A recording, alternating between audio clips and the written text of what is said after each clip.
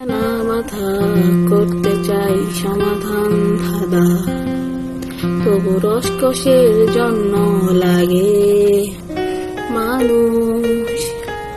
মানুষ তার বুদ্ধিমত্তা দ্বারা ফাঁকা, আমার বুদ্ধিমত্তা বাঁচানো বাঁচতে পারা, তাদের বুদ্ধিমত্তা বাঁচার মরতে পারা।